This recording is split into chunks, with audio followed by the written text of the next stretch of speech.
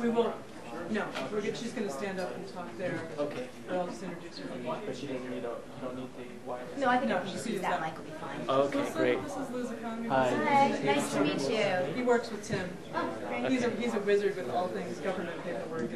And I admire so much. Good bureaucrat. I'm sure it will come in handy.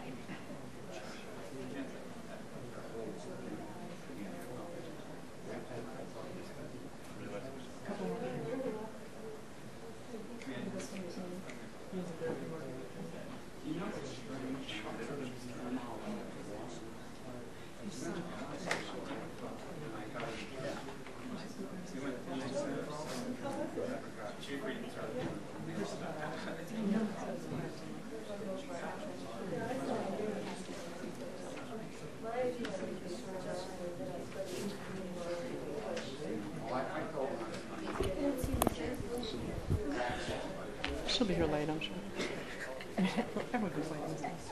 Turn on my mic.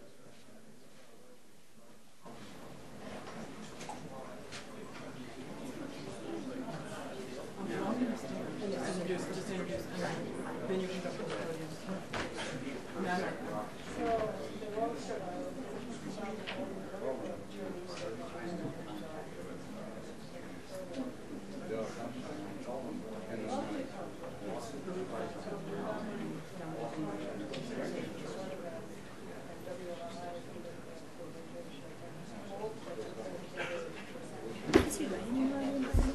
Right on.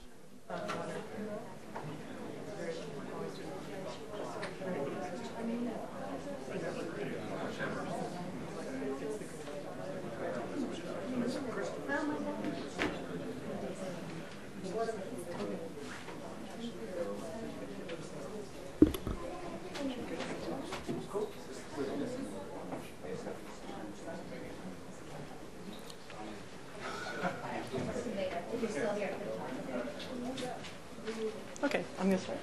Let's let other people sit. Oh, okay. Oh, and Fred came too. Hi, Fred. And he bought a You book. bought my book.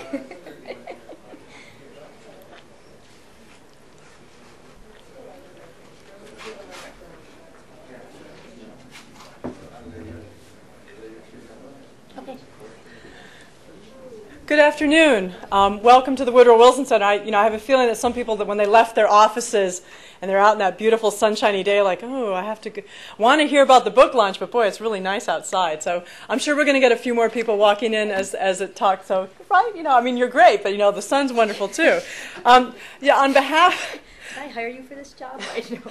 Hey, on behalf of the Wilson Center's Asia program and the China Environment Forum and the Council on Foreign Relations, I want to welcome you here today to a book launch for Liz Economy. The book is called A River Runs Black: The Environmental Challenge to China's Future. Before we get before I introduce Liz, I did want to say for some of the folks who might be new coming to the Wilson Center, the Wilson Center was created in 1968 by Congress as a memorial to our 28th president, who was a scholar and a policymaker, notably our only PhD president. And to memorialize him, we created this kind of living forum of policy dialogue. We have about 13 programs and projects that focus on different regions or topics, bringing together diverse groups from government, NGO, business, and academia, all focusing on foreign policy. I coordinate the China Environment Forum, which has been here since 1997. And I didn't start till 1999. And the reason I bring this up is that Liz Economy, under my predecessor, she would come and co-chair all of the meetings. And it's really her fault, probably, that the network that I inherited grew so large. And, so you're kind of like, I don't know, did we say godmother of the project? But she did a lot to help this project get off the ground in 97 until I came, I came in 98 and just took over, and it's been a really fun job. I put on a lot of meetings and put out publications on all things China environment and energy issues, working with Chinese NGOs, government, and all the folks in the U.S. who work on China. And I actually think this is my first book launch. And it's a special one because, Liz is, she's a friend and also someone that I greatly respect for her work and writing on China politics and environment. Liz is the C.V. Starr Senior Fellow and Director of Asia Studies at the Council on Foreign Relations. She's published widely on Chinese domestic and foreign policy, and as you know today, her book is on China environment. In fact, many of her books and articles have focused on environmental issues in China and, and also U.S.-China relations linked to that. And I do have to say that, I edit a publication here, and so I'm a very picky editor, and I've been reading this book, and it's written really well. I mean, it's depressing, a lot of the information, but it's very eloquently put, and I think that, obviously, I'm pushing, go buy a copy when you're done today. In addition to writing and her work at Council on Foreign Relations, she also teaches courses at Johns Hopkins Paul H. Nietzsche School of Advanced International Studies, and she serves on various China boards, like the China-U.S. Center for Sustainable Development, and she frequently consults for the U.S. government. I'm going to stop because you came to hear her, so I'd like to invite Liz to tell us about her book. Let's welcome Liz. Thank you, Jennifer, for that really lovely introduction. I should correct, however, that I don't teach at SAIS anymore. I did teach previously. I taught at Columbia last semester. It's sort of on and off. But thank you. And it really is a privilege, an honor, and a real pleasure to be here. Not only because, as Jennifer said, I have a little bit of history with the center, but also because Jennifer is so terrific and has done just an amazing job with the China program, China Environment Program here. And for those of you who are not yet engaged in the meetings that she runs and all the work that she does, I would strongly encourage you to become engaged because you will find it well worth your time. What I'd like to do for the next 30 minutes or so, which is the amount of time that Jennifer has allotted me to introduce my book, is really just to share some of the findings, some of the key findings from the book. And then I'll be happy to take your questions and comments. 10 years ago, the Huai River Valley, which is a fertile and prosperous region on China's eastern seaboard, suffered a major pollution disaster. A number of factories dumped a toxic mix of pollutants into the Huai, turning the water black, devastating fisheries, ruining crops, and causing thousands of people to become ill. This was only the latest in a series of pollution disasters that had plagued the river for more than 2 decades. But for the first time, Beijing intervened in a serious manner and called for a 2-stage campaign. First, to halt all industrial waste pollution by 1997, and second, to have the river run clear by the year 2000. The campaign targeted the thousands of small-scale township and village enterprises that had sprung up, primarily during the reform period, but also before, along the banks of the river and its tributaries, and called upon local officials either to have those enterprises meet pollution standards or to close them down. Local officials were also supposed to build 52 wastewater treatment plants. In January 2001, at the conclusion of the campaign, the State Environmental Protection Administrator, Xie Zhenhua, stepped up and declared the campaign a success, and said that 70% of the water along the Huai was now suitable for fishing, and 70% of the water in the tributaries was suitable for agriculture or industry. The People's Daily proclaimed that what it had taken the West decades to accomplish, China had managed to do in only a few years. There was only one problem. This wasn't really true. In the aftermath of Xie's statement, a scientist from Anhui, Su Kaixing, decided to check the water quality. He found that, in fact, the level of pollutants was double the government's targets, and that in Anhui, his own province, the water quality was grade 5, unsuitable even for irrigation. He also pointed out that instead of the 52 wastewater treatment plants along the river, there were only 6. And of course, hundreds, if not thousands, of enterprises that were supposed to be shut down were not. The Workers' Daily and the Shanghai People's Daily publicly supported Su. And indeed, the following summer, his assessment was borne out when there was yet another pollution disaster. Today, the State Environmental Protection Administration acknowledges that the water quality on the Huai has continued to deteriorate to the point that at the 3 major monitoring stations, the water quality is grade 4 or 5, which again means suitable only for agriculture or in some cases just industry. Cleanup costs are estimated at about $100 billion US. I tell this story in a somewhat extended fashion at the outset of my book because I think that it illustrates fairly clearly a number of the things that are most important to understand about the nature of China's environmental challenge. First, that China's environmental challenges are not merely a function of the rapid economic growth of the past few decades, but in many instances have resulted from many more decades, if not centuries, of abuse. Second, that Beijing often relies on high-profile campaigns to solve large-scale environmental problems to very little effect. They don't engage local officials and scientists, don't provide the necessary resources, and don't provide appropriate follow-through. Third, and perhaps not too surprisingly, local officials, when confronted with the choice of continuing economic development and maintaining social stability, or shutting down enterprises and facing the prospect of social instability from laid-off workers, really don't consider it much of a choice at all. Fourth, China's environmental practices have ramifications for a wide range of social issues, such as public health and economic productivity. And finally, much of the burden and the opportunity for environmental protection today rests with civil society and individuals such as Su. This has enormous implications, I think, not only for environmental protection, but also for broader political reform in China. And what I'd like to do now is simply to talk a little bit more about what I found during my research with regard to each of these challenges. First, today's crisis is not simply a crisis born of the past 20 years. Rather, centuries of war, economic development, and population pressures have all taken their toll. As many of you here know, war was a constant fixture of Chinese life. For the environment, this meant that mountains and grasslands were exploited for ores to produce spears and cannons and armor. There was rampant deforestation for fuel, and this doesn't even include the toll that war itself took on the environment. Second, and one thing that I learned from this research that I really hadn't known, was that China has long experienced population pressures on the land.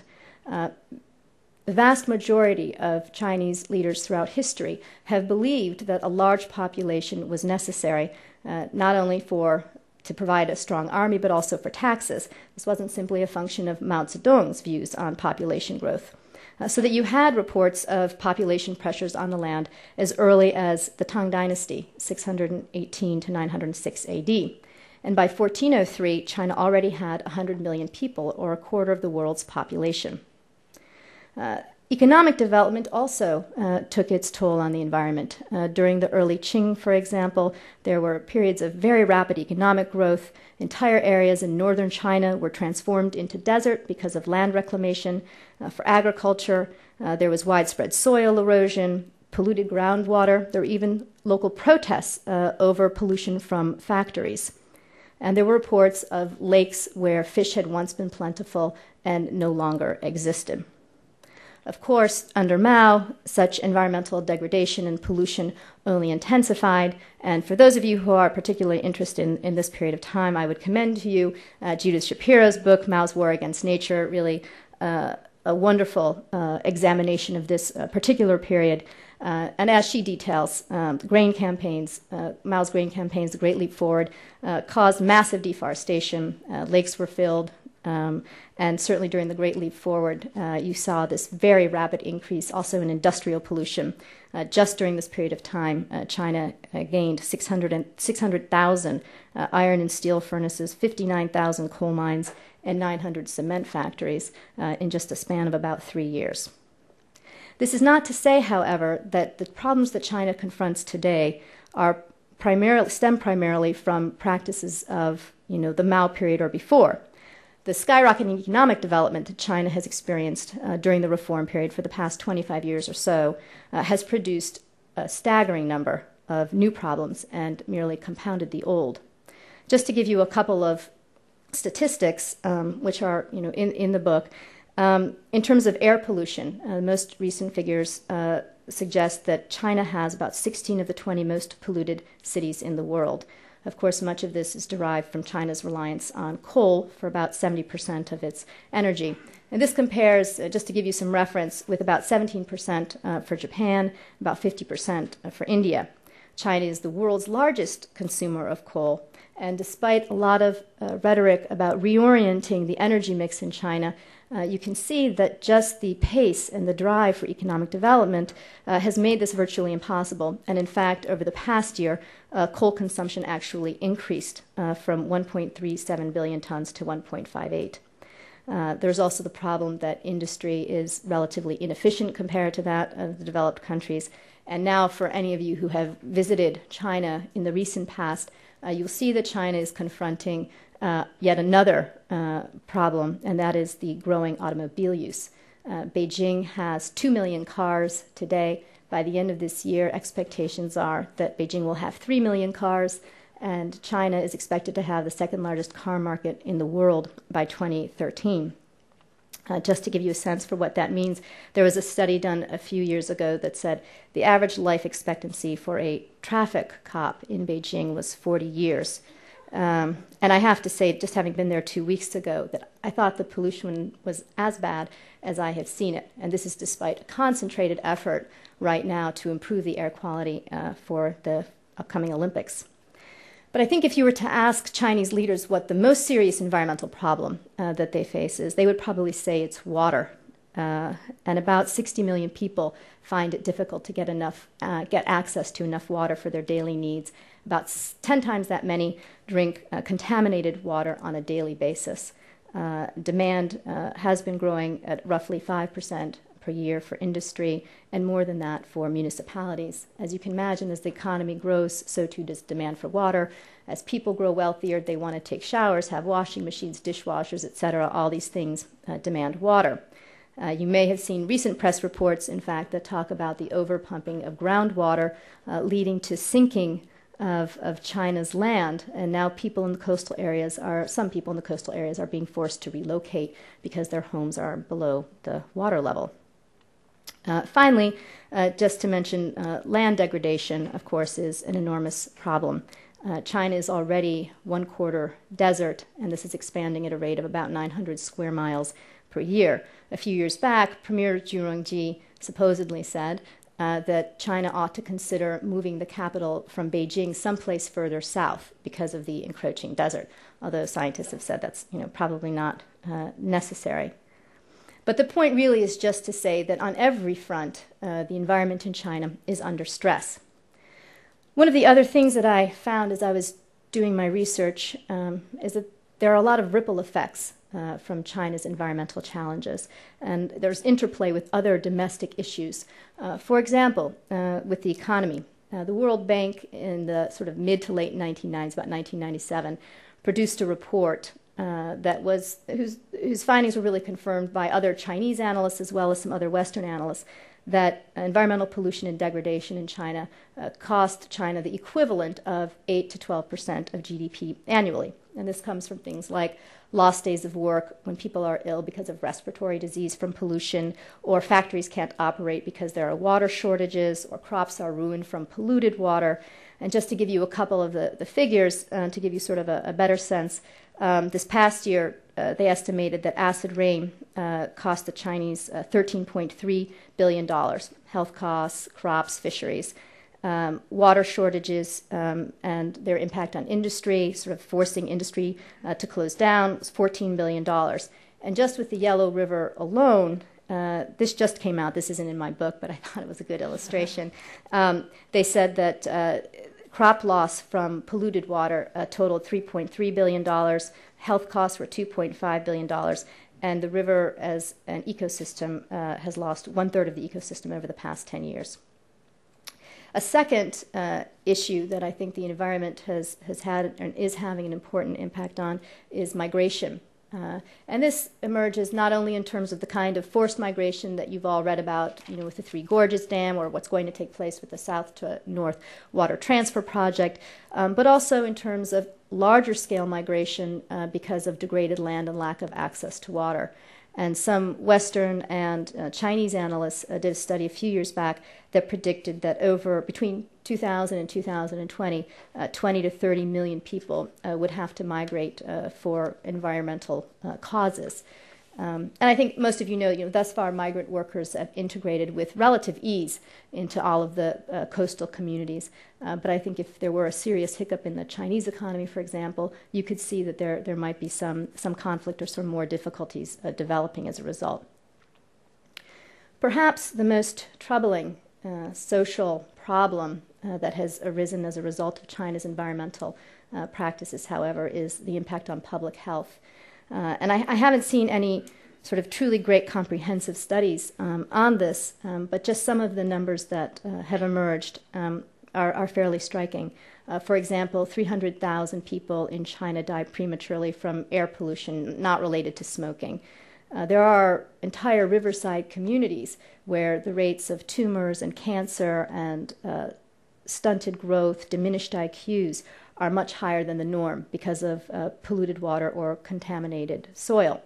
There was even a study that was done not too long ago, but a very preliminary study that involved the World Bank that said that the impact of SARS may be heightened in areas that experience severe air pollution. I haven't seen this confirmed or anything, but I do think that it points up the potential very serious relationship between environmental problems and public health. And finally, of course, there is the issue of social unrest. And about in 1997, I think it was, The Central Committee issued a report that said that environmental causes were one of the four major sources of social unrest in the country. And you can read about protests with relative frequency. Farmers who don't have access to enough water for their fields, for their crops, trying to illegally to gain access to a local river, engage in a battle for 2 days with the local police.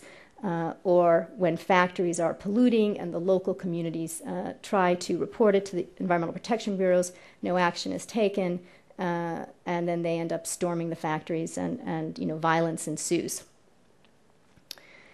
With all of this, I guess the next question really is, what is the government doing about it? And as I was researching the book, it occurred to me, and looking at how the government seemed to be responding, it occurred to me that really what the government has done, what Beijing has done, is simply to emulate what it's done in its process of economic reform.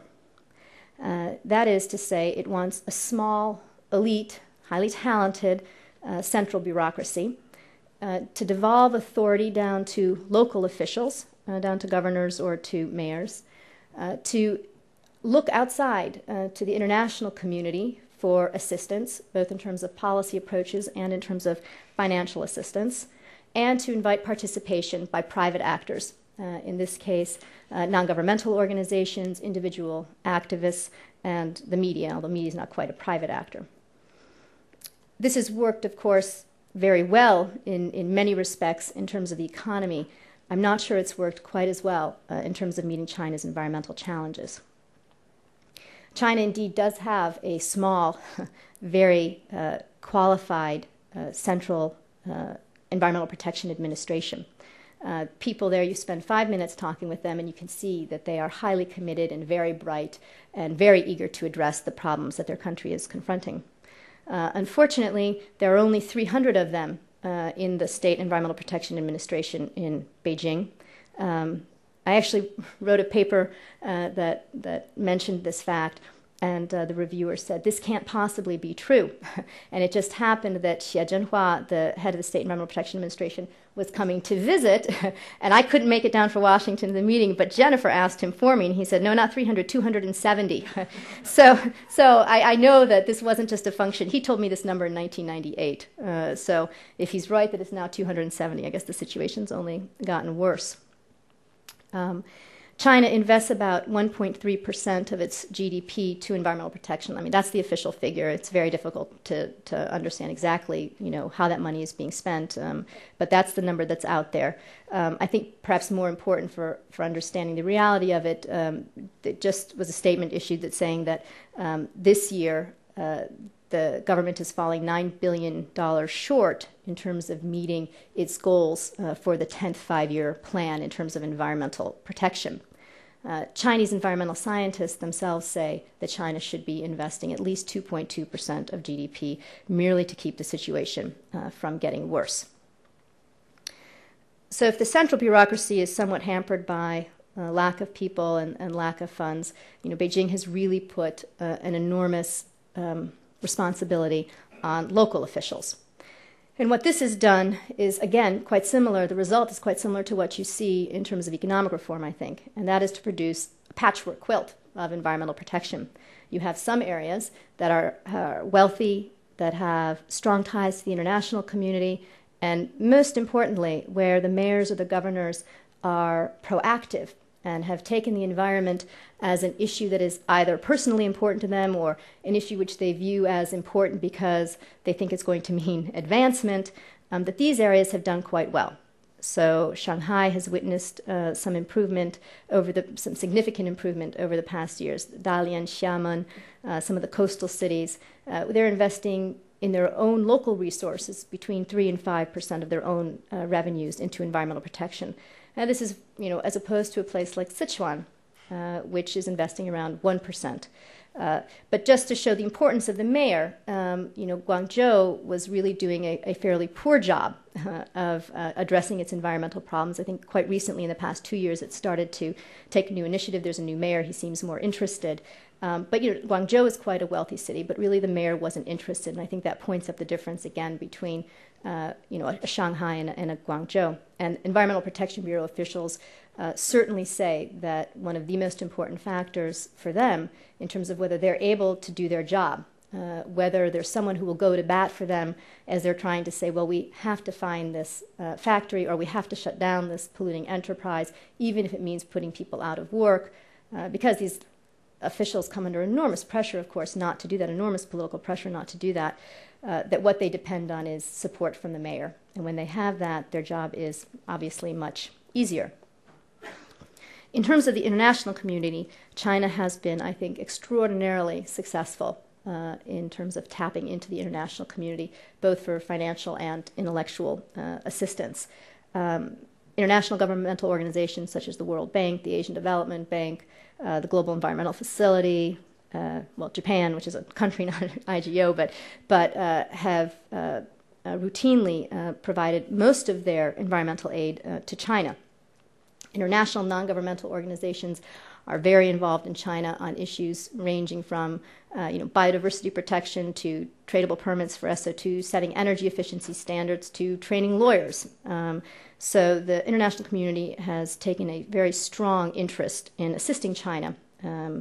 And events also international events tend to spark a new thought process among China's leaders with regard to the environment. So you can see that in the wake of the United Nations Conference on Human Environment in 1972, for example, that helped to spur China to develop its environmental protection bureaucracy, as it did for many countries. In 1992, you had the United Nations Conference on Environmental Development, which contributed to persuade the Chinese government that they ought to allow for environmental NGOs, because some people within the Chinese government were embarrassed by the fact that at this conference, at which NGO participation was so high from around the world, they didn't have real NGOs that could sit at the table. And now we see with the Olympics that has sparked a lot of discussion, at least within Beijing. It's unclear to me what kind of impact the Olympics may have beyond Beijing. But in terms of Beijing, trying to develop alternative fuel vehicles, a fleet of buses and taxis in advance of the Olympics, and greening the city and moving a lot of the polluting enterprises outside the city limits, and in fact shipping them to other provinces in some cases. So the international community has played a very important role, and I'm just giving you a very small picture of that. I think the impact has been profound, in fact. But I think the most exciting thing that's really emerged over the past decade has been the development of civil society in China and the role of environmental non-governmental organizations. As I mentioned, the first formal environmental NGO was founded in 1994 by a man whom many of you probably know, Liang Congjie. He founded Friends of Nature. And at that time, NGOs, I should say now, started with 3 people sitting around a table, and now has more than 1,000 members, and many of the members have gone off to other parts of the country to start their own NGOs.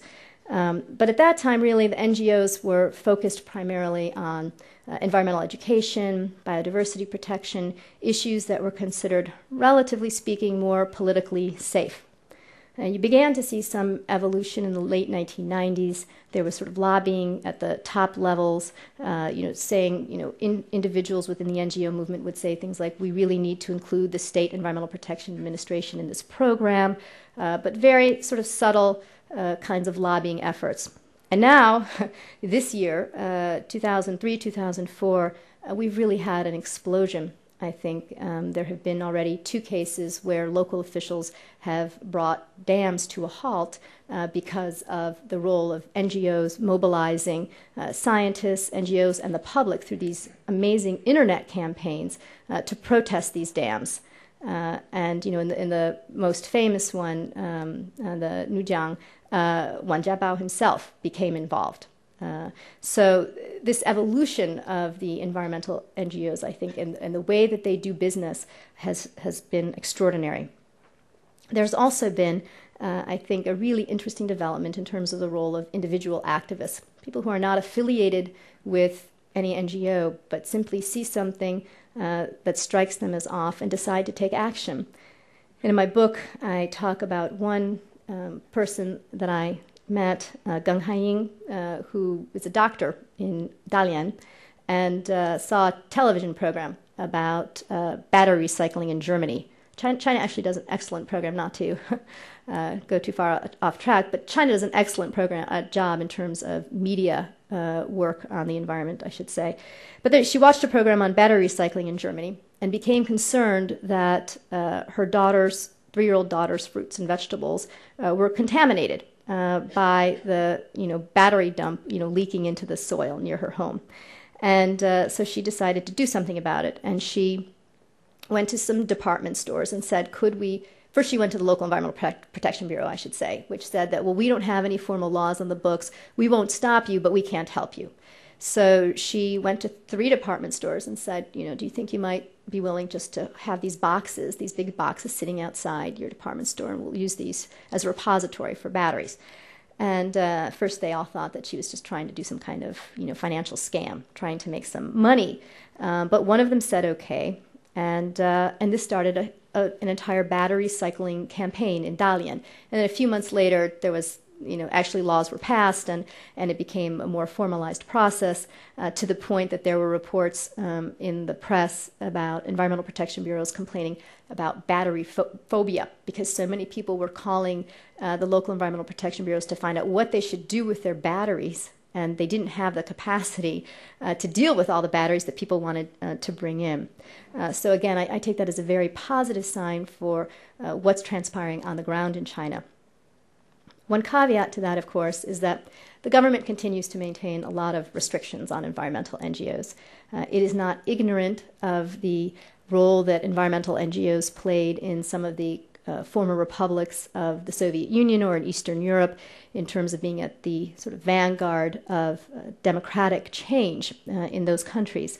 And so it has lots of rules and regulations, like you can't have branches of environmental NGOs in different provinces, or you have to register with a government agency, and that agency has to be responsible for monitoring your membership list and your funding and your activities. And in fact, there was a case not that long ago where an NGO, a prominent NGO, was told that it would have to shut down if it didn't boot off one of its founding board members, and because he'd been active in protesting the planned execution of some Tibetan monks. And over his objections, the NGO pushed him out. Nonetheless, I think it bears noting that a lot of the environmental activists in China today, a number of them, have in them, some of them came to environmental protection out of a belief that this would be a way to advance democracy. Some of them participated in Tiananmen, some of them participated in 1986 demonstrations after Hu Yaobang died. There were all sorts of sort of democracy roots. And some of them have become convinced through their work on the environment that, in fact, democracy is necessary. So I think there is a strong strain among some of them, this is not all of them, but among some of them in terms of believing that the environment is a way to advance the cause of broader political reform in the country. Okay, so I know my time is coming up, so I'll just finish up with a couple last comments. So Jennifer said that my book was dark, grim. What was the word you used? Something like that? There are sad things in the book that can be, and okay. The title. Right. No. The title is definitely dark, and the picture is dark. But let me say that I think I am optimistic is too strong a word. Cautiously optimistic is something I hate to say. I'll just say that I think the Chinese are facing an uphill battle. I think there are positive signs, as I've noted, but I think that there needs to be, I think the model that China has used for economic reform is probably not the most appropriate for environmental protection, and we can talk about why that is, if you like, in question and answers. And let me just finish by saying a couple of things about why I think this matters to us. I think most of you here in this audience will know already, of course, that China is a major contributor to all global environmental challenges. Second largest contributor to global climate change, ozone depletion, biodiversity loss. So what China does domestically really does matter to the rest of the world. But I think beyond that, what's important to understand, and what I hope comes out in the book, is really that for anybody that wants to understand what China is going to look like a decade or two from now, you have to understand what China is doing with its environment, because this environment is really shaping the opportunities and constraints that the country has for continued economic development and for the social welfare of its people. Let me end on that note, Yes. and thank you. Let's thank her.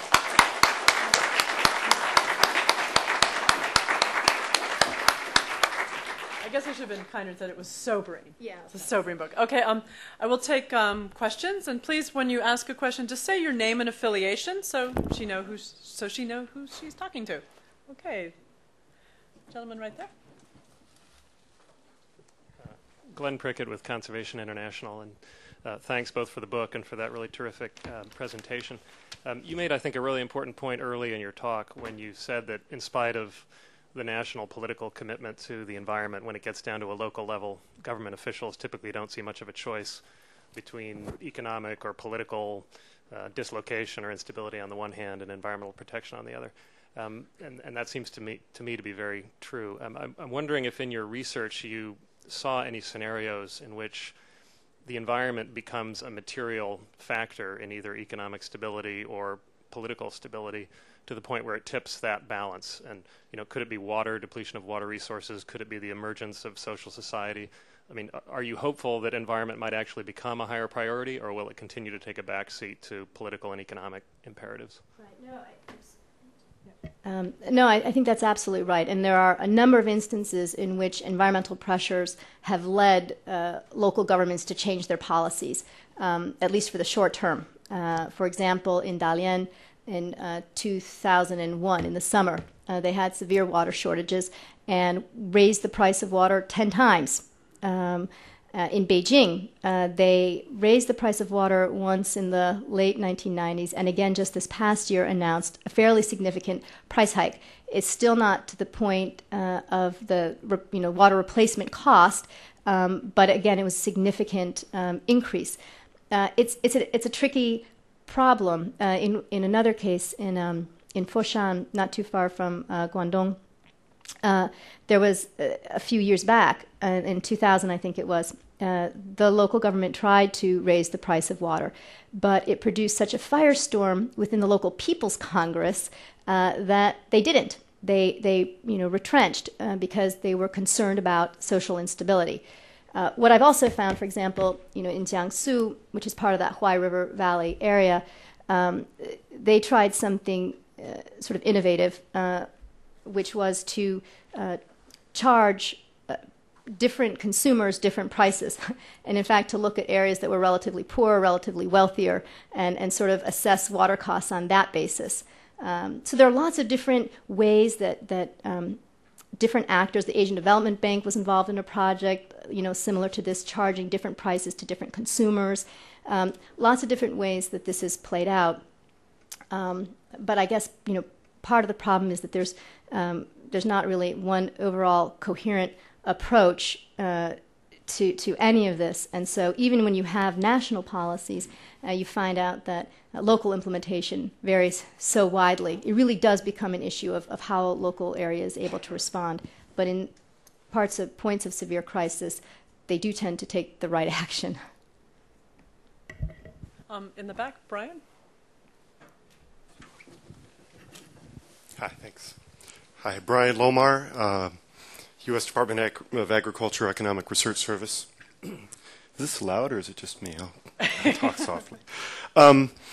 Again, I really appreciate the book. And this is my question is a nice segue off, or your question is a segue into mine. Keeping in the spirit of optimism here, I'm wondering if in your research you came across any examples of industries or enterprises that, instead of having to be shut down, embraced environmental or decided to conform to environmental laws and adopted technologies or manufacturing practices that reduce their emissions, and therefore became strong advocates of the environmental constituency, I'd imagine. Well, I encountered at least one that was sued by the local Environmental Protection Bureau and then took action. I'm trying to think. I can't really think of any local industries that were that proactive. International multinationals, in some cases, have been fairly proactive. For example, surprisingly maybe, Shell has done some really good work in advance, it hopes, of signing a contract for the west to east natural gas pipeline. And they've had some other problems in southern China, but in this particular project, they undertook a big environmental impact assessment that caused the pipeline to be rerouted in the planning stages. And they did a social impact assessment, went and interviewed people all along the pipeline to try to understand what their needs were. They've done a lot of work to think about how, because the pipeline is basically extractive and the money isn't going to go to the Uyghurs in Xinjiang, they've done a lot of work to try to think through how they can ensure that some of the profits, if they in fact make any profits, will go back to the Uyghurs. So I've seen that kind of thing, but off the top of my head, without pressure from local environmental protection bureaus, without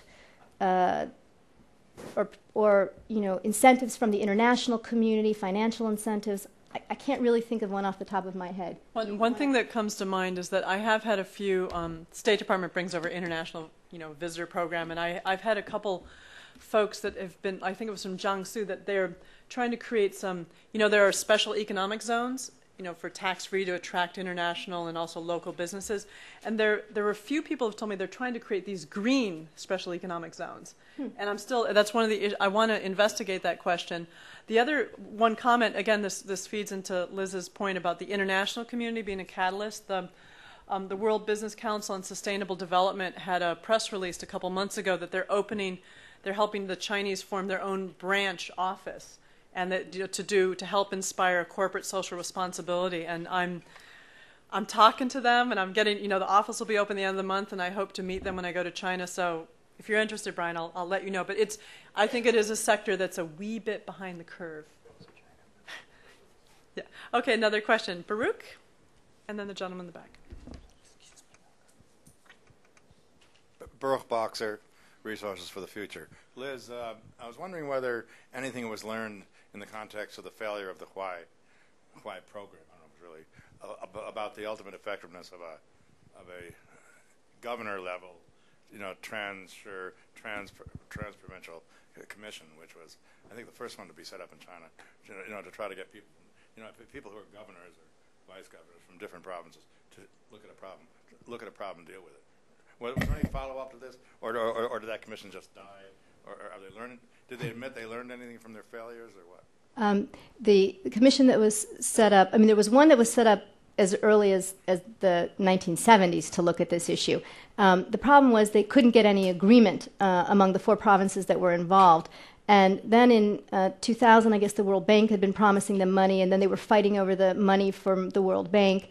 I'm not aware of any good takeaway from this. As far as I can tell, each province is mostly pursuing its own independent approaches. At least I know in Jiangsu they're doing their own thing. And I don't think that the South to North Water Transfer Project probably suggests that they've learned a lot about negotiating among provinces in advance before undertaking these massive campaigns. Gentleman in the far back. Ken Dillon, Spectrum Bioscience. I wonder if there are any specific environmental medicine initiatives by the official medical establishment, and also are there any informal ones by traditional Chinese medicine?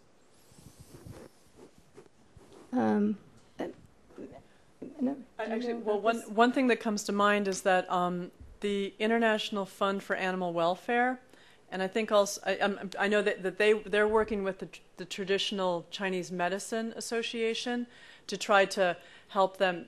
They've educated a lot of these traditional medicine doctors, and again, this big association about, if you guys use the dragon claw and the bear claw and all this thing, that it's hurting the animals, and so the Traditional Chinese Medicine Association has sought alternatives to some of these, and also among its membership said, nix the bear, own the bear bile and all that nasty stuff. And so, so again, some international organizations, but also some Chinese environmental groups have joined in with this, being a safe area. That's the first thing that comes to mind. Yeah, if that's what you're talking about, though, I think that that's not. I didn't think so. No. I couldn't quite understand what you were talking about, but had it been that, I would have. So if you could be a little more specific, then. Any ways of prophylaxis or of treatment of respiratory disorders and so on? Oh, against environmental toxic substances and so on. Are you familiar with any such programs? No, okay. I'm not. There is actually, what I've noticed is that there are like some health NGOs, and something that I'm not seeing is that the health NGOs aren't really talking to the environmental NGOs right now. Right. So you've identified a gap, sir. Gentleman in the far back, and then, okay, then, gotcha. Albert Shea, American University. This is also about respiratory problems. The comment that you were wondering about with air pollution aggravating SARS cases actually is quite credible, because one of the important treatments that is used is heavy doses with anti-inflammatory steroids to suppress, runaway inflammatory response and pulmonary edema. So anything that would aggravate inflammatory response, such as air pollutants, would clearly exacerbate the problem. Thanks. Good. Confirmation. Okay, and the woman right here in the polka dots. I'm Kati Loeffler. I work with the Smithsonian National Zoo, and I've spent a significant amount of time in China recently with my own work. And one of the things that strikes me, not just in China, but very much so in the United States and everywhere else, that so much of the environmental reform has to really come from what we kind of call a grassroots level. So changing behavior of individuals, which essentially means changing a culture. And this is one of the things that I find so overwhelming in China, that the behavior of people, especially with regard to animals, because that's what I work with, but also in environment, in their own immediate environment even. It seems like there so much change would have to take place in just the culture and personal habits and things like this that would then really be able to spread out and engender a more widespread environmental change. So it seems to me that that would be a very significant element of environmental change, and not just looking for the government and NGOs and everything from kind of the top down and outside to come in and fix it. What are your thoughts or observations about that? Right. There's no doubt that the task can appear overwhelming when you approach it that way. But I think there is some truth. Ronald Engelhardt from the University of Michigan did a lot of surveys,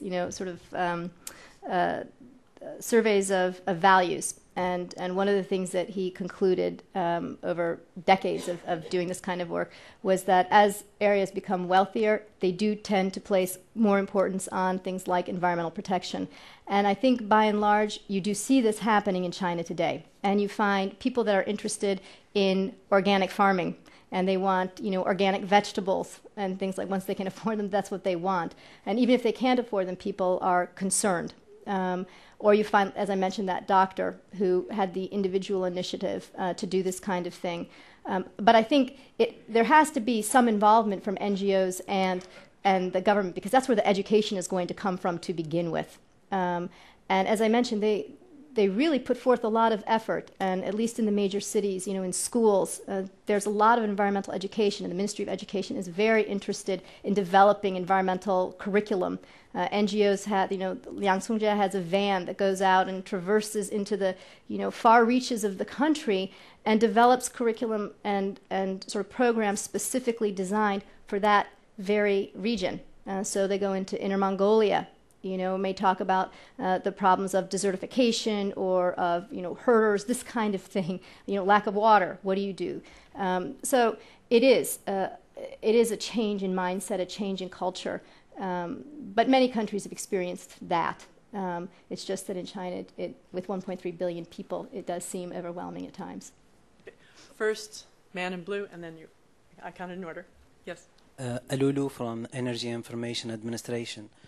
You mentioned that China will be the largest car market in 2013. Second largest. Second. I'm wondering what is your source and what will be the implication.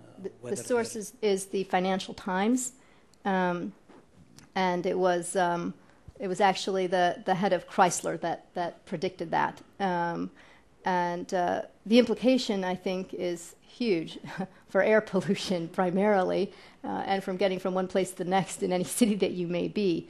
I mean, already in Beijing, again, you can feel the difference. And I didn't go to China last year because of SARS, but the year before, there's been an enormous increase, in the cars. And again, despite all the efforts that Beijing is supposedly making to move its polluting enterprises outside the city limits to develop these alternative, vehicle fleet in time for the Olympics, I really felt as though the air pollution was worse than I had remembered it. So for me, that's the most important implication of China's growing car market. I mean, of course, there are implications for the oil, market too, international oil prices, I suppose, this kind of thing. But I guess maybe, there was a lot of hope, I think, a decade ago that China was going to get it right and was not going to follow the United States in terms of its development path. But from what I've seen, quite frankly, it's doing exactly what the United States has done, and hasn't made any sort of real leapfrog the way that people were talking about, even in terms of developing mass transit. I knew some people that were involved in trying to figure out, the best way for Shanghai, just to develop its highway systems for buses and where you would locate, large shopping centers, this kind of thing, and none of that came to pass. So, I'm willing to be proved wrong, but to date, I think that there's the same kind of attitude of we develop, we pollute, then we redress, and that there can be a scientific fix to any problem that's created. Okay, gentlemen. I'm Rob Taylor from International Center for Journalists, and for obvious reasons, I'm interested in you expanding on your views of the media. I think you said that you thought the media was doing a good job of reporting on environmental problems.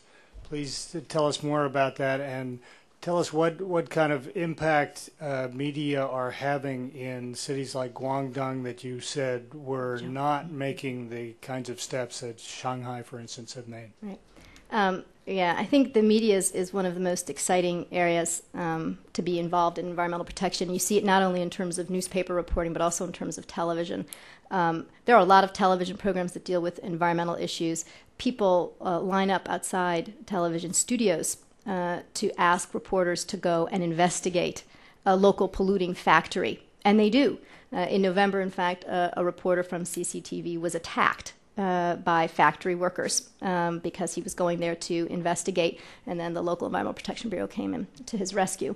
But they are responsible. They bring a lot of pressure to bear. If a local factory manager all of a sudden sees, his face on TV, it brings a lot of pressure to bear on him and that factory. So I think, one, in terms of uncovering pollution violations that way, or at least highlighting them, they're doing an interesting job. But also really just in terms of environmental education. I mean, frankly, I can't think of the last time I saw a program on battery recycling in Germany. Liao Xiaoyi, who is one of the earliest, Sherry Liao, one of the earliest environmental activists in China, along with Yang Songjie, has a television program that she's been running for probably close to a decade now, called Time, A Minute in Time. Does anybody remember the name of it? Something, I can't quite remember the name, but was it somewhere? Green Space? Oh, Green Space? Oh, she must have changed it then. It. Okay, yeah, must have changed the name. But she was doing a special in preparation for the Johannesburg summit, looking at the way that middle-sized farms in the United States, how they run their farms to make them productive and at the same time environmentally friendly, to show a 10 program series on this issue to air on television. So I think there's a lot of environmental education going on through the media. What is not permissible? Criticism of federal, central government policy? Yeah, that's I think one of the things that's happening now in China today, not just in terms of the environment, but more broadly, is that the line is quite blurred, and that it's never quite clear when you've crossed that line. Look, Liao Xiaoyi, again, the same woman that I mentioned, came out and criticized quite publicly the Go West campaign. Right? This is one of China's major initiatives announced in 1999 to develop the interior provinces of the country. And one of the 5 major tenets of the campaign was supposed to be ecological construction, environmental protection. And but the State Environmental Protection Administration wasn't included in the leading groups. There was a lot of money that was supposedly designated, but she came out and she said in the media, in the press, basically, how can we be sure that all of this money is not simply going to be siphoned off? That corruption basically isn't going to account for all of this. Did they ask us, the NGOs, for our input? No.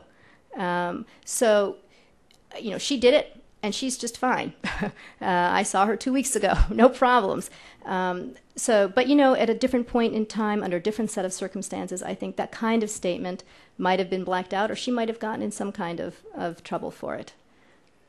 If I can add, I've had some journalists here speaking, and one thing that at one meeting they talked about, they said, well, what we do is we overstep the line and get slapped back and then just are good for a little while, and then we do it again. And so that they know how to work the system. I mean, they're part of the system, and so it's this great song and dance routine, but they definitely they're a very activist news media. The environmental journalists are very activist.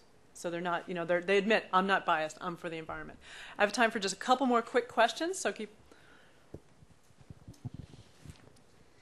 the questions short so we can get a couple in. Actually, afterwards I'll talk to you. I saw a similar program. This is a response to the gentleman from EIA that cited the same statistic about car growth in China.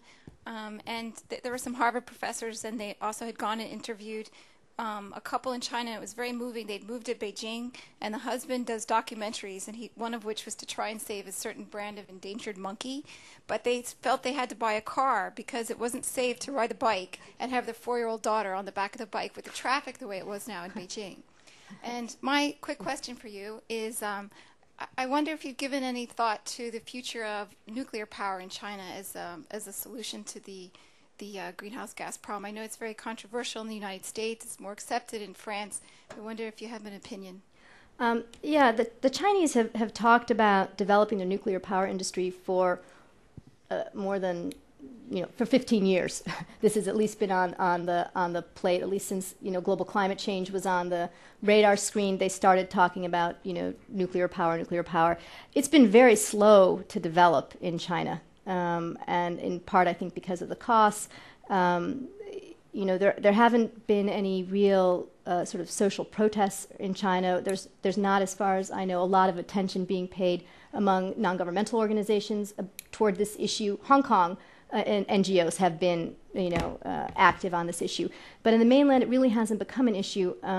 I would imagine that if all of a sudden you started seeing a lot of investment in a lot of nuclear power plants under construction, it might provoke some additional discussion about where are we going to store this nuclear waste, what are we doing, what are the safety issues. I think that China is ready to have that debate within the population, within civil society. But again, I think there's a lot of discussion. We just tried to get them to buy our technology recently, and I think in the most recent meeting, maybe it was Cheney's meeting, I think that was on the docket for him. But the Europeans are, the French are there and trying to develop. But again, it's been very slow to develop. Okay, maybe you had a quick question here, sir? Oops. This would be Bruce.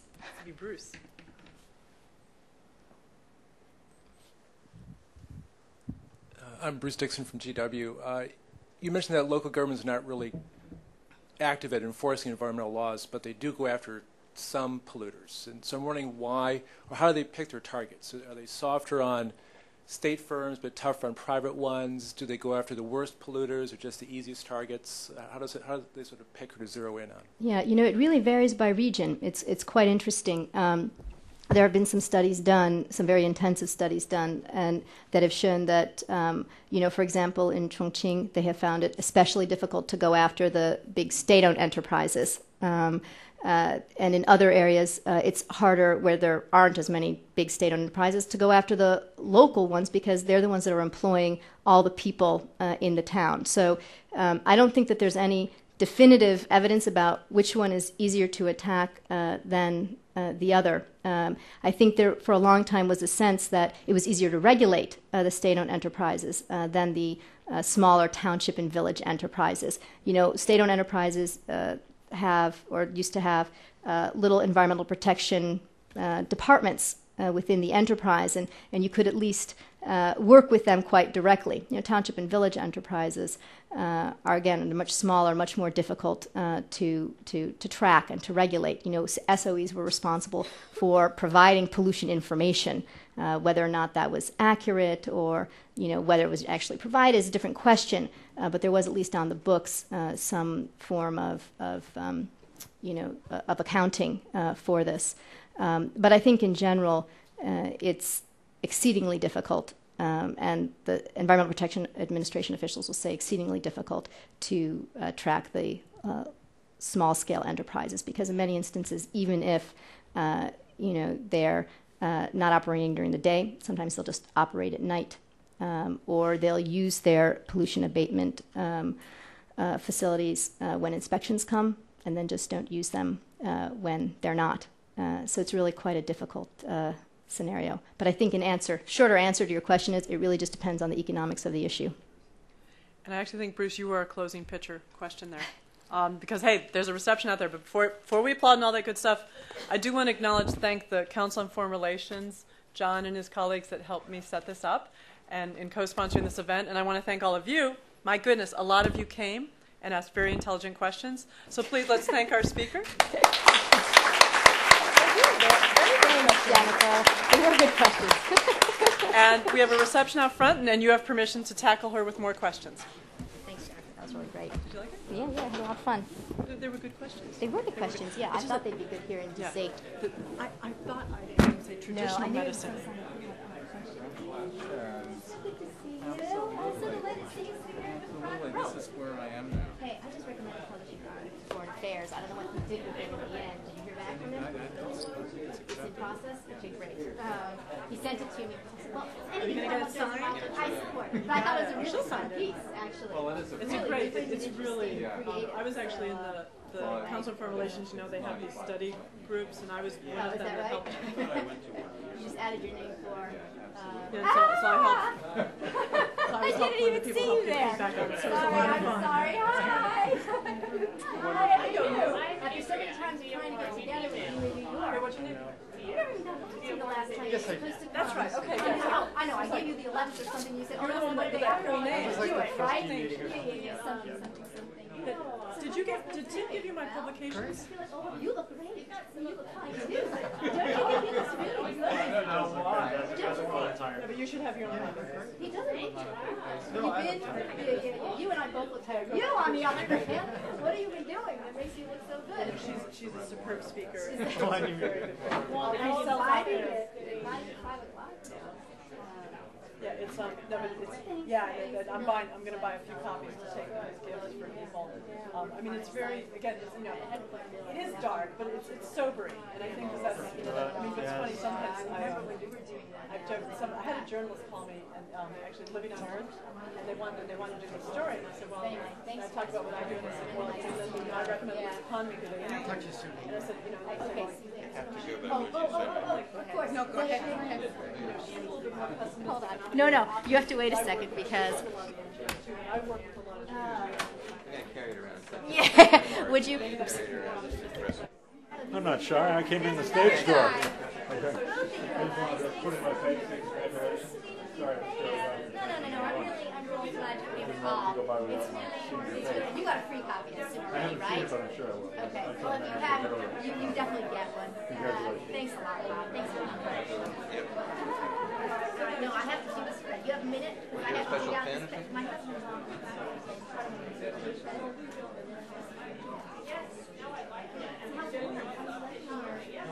It's going well? Yeah.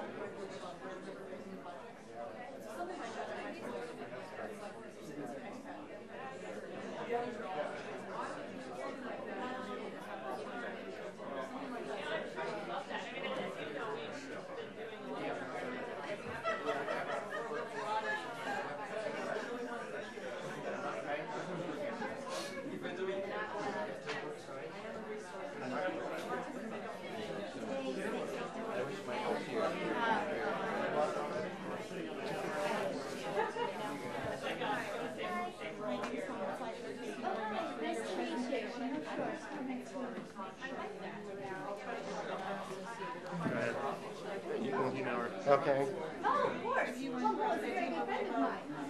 Since 1996, So what do you think? Yeah, what I was going to ask, because I asked a question on how she estimates the leadership and political change over time, that she didn't specifically.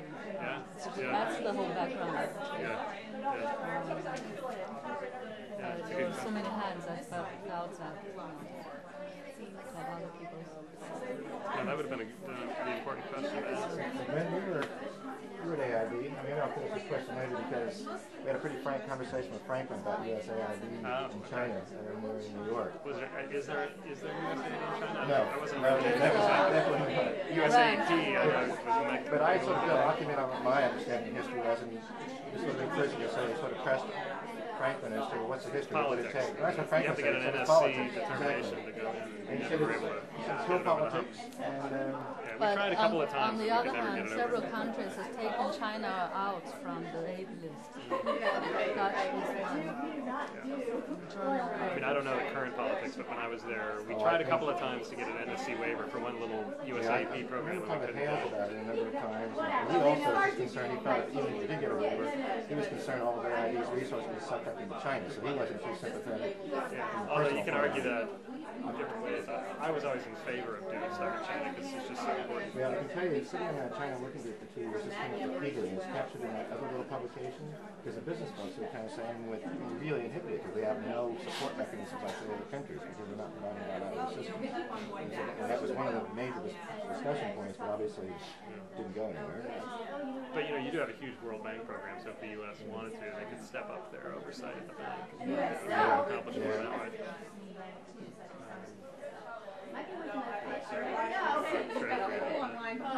Oh my gosh, I'm Liz, great. Chad Hager, good to see you. How are you? Good to see you. I bought 3 of these actually. Do you mind just because I wanted to make sure. Sorry, Scott. Oh my gosh. No, yeah, oh, man, that's a long story. Still trying to keep a bit of my own Chinese. That's why I've got 3. Well, they're having a conversation. You mentioned conservation international every time I hear somebody. You're still there, though. I'm still there. Still doing all stuff.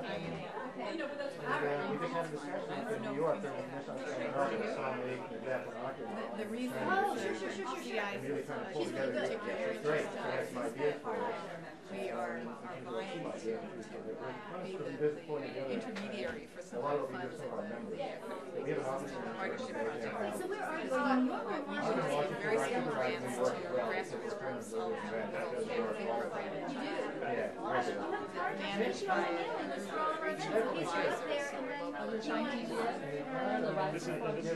Yes, I'm. Hi, nice to meet you.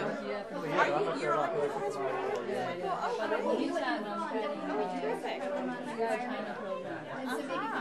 That's where I heard green grants from you, actually. I knew I had heard of green grants. Yes, yeah. Well, she's gonna be in town next week. So you're actually gonna do it? Yeah, but we'll focus on a specific theme. Yeah. Okay. Local NGO and Thank you. Oh, okay. I'm like, oh. Right. Yeah. That's kind of back. The other person you should meet if you haven't is Judith Thompson. Yeah, we know you're in fact we know Dan Moore as well. So we Dan Moore, we know kind of all the players, but it's been very hard to get CI to actually move towards this partnership. I mean, it's been at least 2 or 3 years that we've been in dialogue, so I don't know if I show you. I'm pretty removed from it. Right.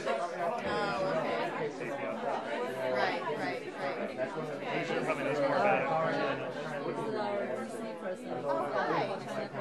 Right. So the CI.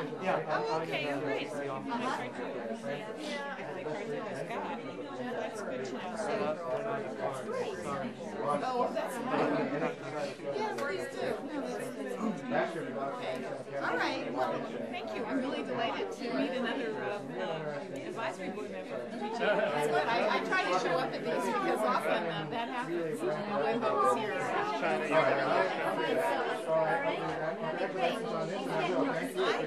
So, no, next Sorry, Glenn. Okay, I know you. Good to see you again. I didn't realize Jennifer told me you're down here now. I thought you were still in Yale. Are you commuting? No, I'm in Washington. Oh, you're based in Beijing. Oh, I thought you were here in Washington. Oh my gosh. I swear to God, I think Can't keep up with you. You move around so much. I think